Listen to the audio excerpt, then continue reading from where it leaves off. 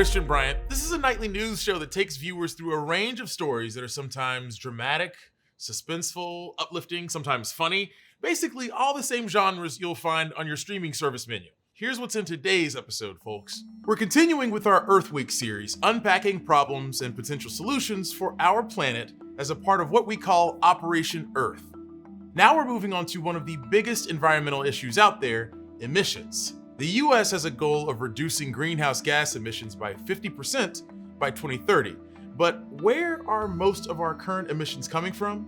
EPA data from a 2021 study shows that transportation is the biggest source of pollution in the US, and regular cars are responsible for nearly 60% of those transportation emissions. That's for a few different reasons.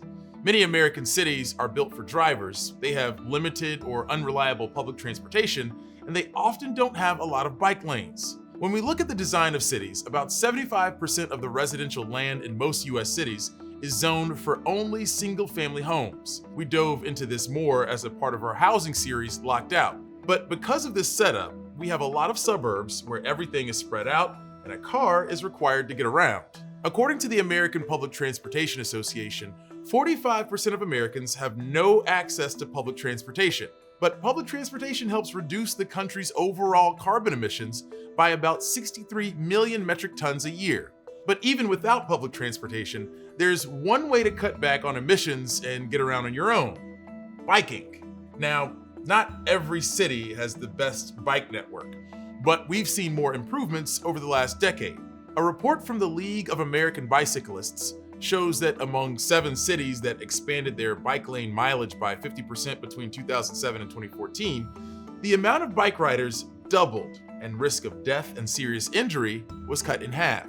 It is not unusual to see cities jump very quickly in their cycling population at the moment that they cross that threshold from not having an effective comprehensive system to having a more comprehensive system. City planner Jeff Speck helps cities establish more effective bike systems. He says these improvements can start at a low cost rather than completely rebuilding the existing infrastructure, meaning it's a practical way to reduce our transportation emissions. Change the striping to make the lanes narrower so people go 15 or 20 instead of 25 or 30, which makes them, 5 times less likely to kill a pedestrian.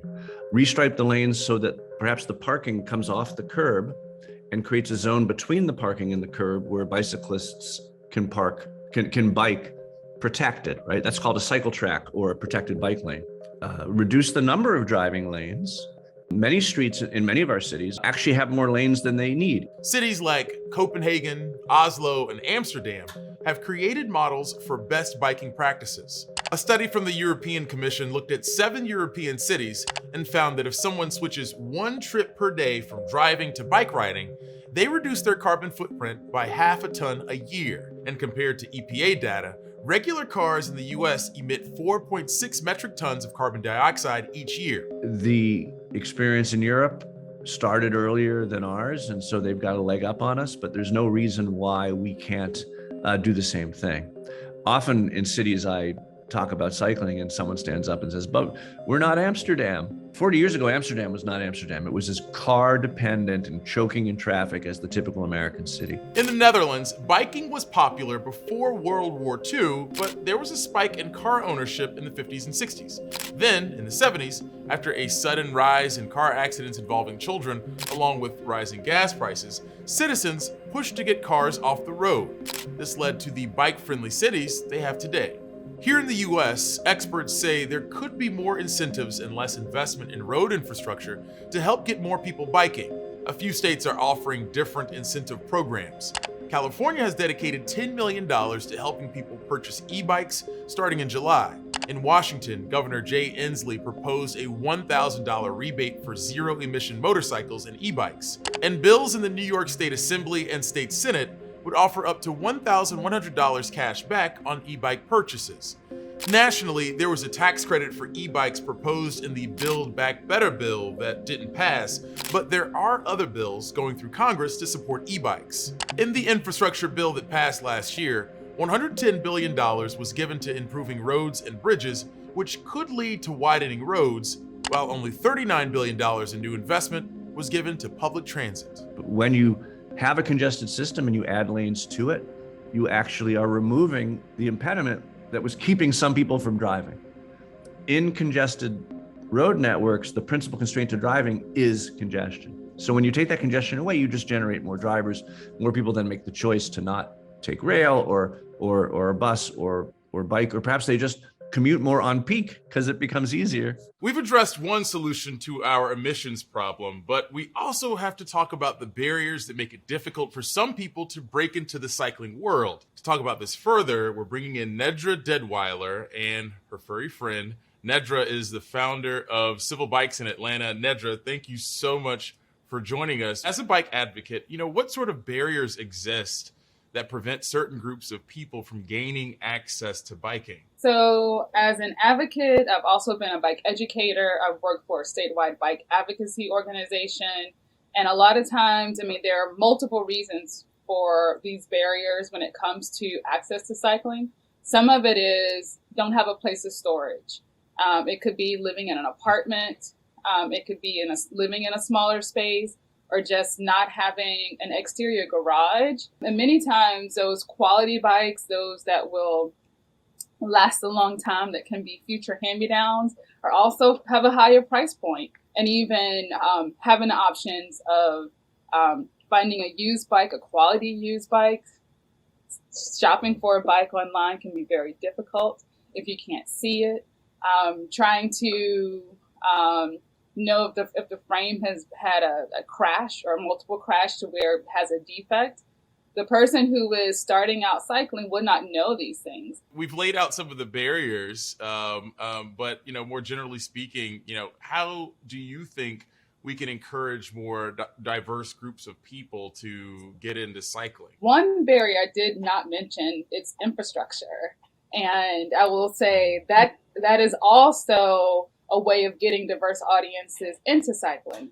The League of American Bicyclists, which is the oldest bike advocacy organization in the U.S., and some of the research they've done in the past, they've looked at, say, diverse audiences, people who are Black, women, Latin, POCs, people of color, and generally speaking, people we would rather ride on a trail or in a park. So it's a place that's, separated from the everyday life. It's not in traffic. It's not on the streets where you have to share the road. So not having easy access to a trail or to a park where folks can go riding could be a barrier into getting more diverse audiences on 2 wheels or 3 wheels if one wants to ride a trike. And other things are just, there are a lot of great resources that describes this and talks about it at length. But the culture of cycling in the U.S. is something that's very upper class, or it's white, it's male, it's very gendered in a certain way, kind of this aggressiveness. And so if someone feels like they don't fit that, it's like, okay, that's not for me. I'm thinking about a lot of the folks who live in more urban areas that may or may not have some of the infrastructure needed to safely get from place to place. What does it take to kind of reach out to those people and bring them into this activity? Cycling is a community experience. It's a community activity. A lot of times we see the lone person on a bike, but it really is about it's connecting. And I think, we have to start where we're at. I say personally, when I started Civil Bikes, I was at a location. It was consistency. It was being visible. It was inviting people, going to neighborhood community meetings just to let folks know that I was there, and then constantly speak up to the needs that are very specific to your community. What do you think about using biking as a tool to curb our emissions problem? In terms of thinking about our communities and where we live and the air quality, we can support that by being on 2 wheels or walking more. Inviting a friend to go along with you. That's the one way of building that network and that group of people into this collective action, because that's what it is. That is what I think will make fighting emissions, fighting, and especially I would say in Black communities, a lot of be it the highways run through, especially in urban environments, run through in those bisected communities for decades. Sometimes there's other types of pollutions from industry. The water is polluted. And so being able to increase the health of our own physical bodies as well as that of our communities, I think that's something that's an empowering standpoint versus just kind of not knowing what to do. Nedra, thank you and your furry friend for your time. We appreciate it. Thank you so much, Christian, for having the both of us.